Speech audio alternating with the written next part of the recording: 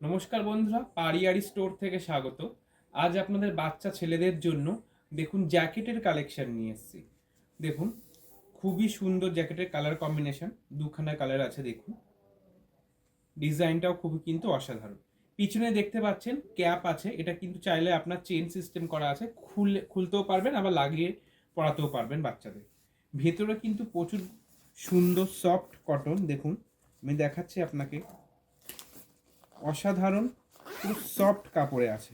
দেখুন খুবই সুন্দর।